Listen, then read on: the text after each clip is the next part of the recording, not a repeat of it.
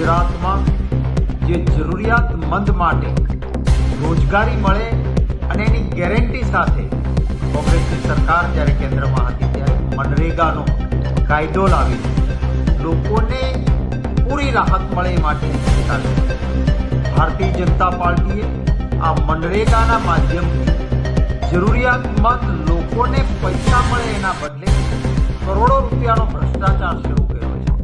આજે સંસદમાં રાજ્યસભામાં મારો એક પ્રશ્ન હતો અને આ પ્રશ્નના જવાબમાં કેન્દ્ર સરકારે સ્વીકાર્યું કે ગુજરાતમાં મનરેગામાં મોટા પાયે ભ્રષ્ટાચાર ચાલી રહ્યો છે. દાહોદમાં ત્રણ અધિકારીઓએ ભ્રષ્ટાચારની FIR પોલીસ ફરિયાદ દાખલ કરવી પડી છે. આ દાખલ કરનારા એ સરકારના જવાબદાર અધિકારી. મારા આ પ્રશ્નના જવાબમાં કેન્દ્ર સરકારે એ પણ સ્વીકાર્યું છે કે એટલો મોટો ભ્રષ્ટાચાર હોવાના કારણે 10 ટીમો બનાવી આની તપાસ ચાલી. ત્યારે હું આશા રાખું છું કે ભ્રષ્ટ શાસન લીફાફોકી ના કરે અને કડકમાં કડક પગલાઓ આ ભ્રષ્ટાચારીઓ સામે લેવા માટે. કારણ કે ગરીબના અધિકારના રૂપિયા જો આ રીતે ખવાઈ જાય.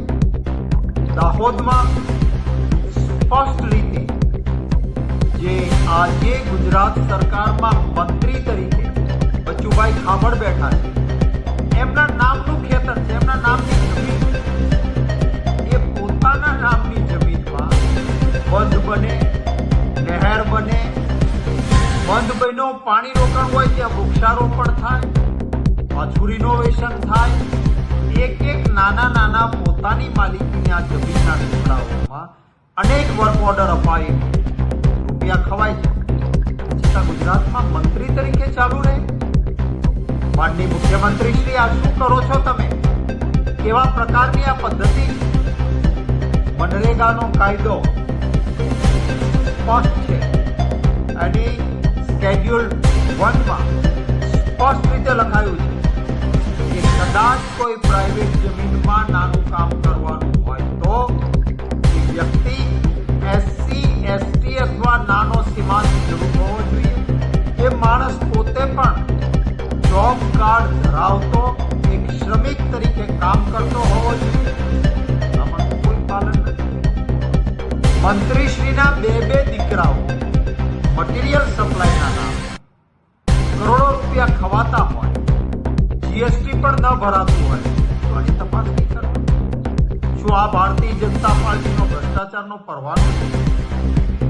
થોડા દિવસ પહેલા, 2 કે 3 દિવસ પહેલા જાંબુઘોડાનો મારો પ્રશ્ન હતો. એમાં પણ સ્વીકારાયું મોટા પાયે ભ્રષ્ટાચાર. મને આંકડો આપવામાં આવ્યો. કાયદો સ્પષ્ટ છે મનરેગા કે મટીરિયલ અને રોજગારી એમાં 60% અને 40%નું ધોરણ જળવાવું. જાંબુઘોડામાં આ ધોરણ દેવે મુકાયું. મને 60% મજૂરોને અને 40%નું મટીરિયલ એમ નહીં, મજૂરોને ચૂકવાતા કરતા અનેક ગણા વધારે કરોડો રૂપિયા મટીરિયલ સપ્લાયના નામે ખવાઈ ગયા છે.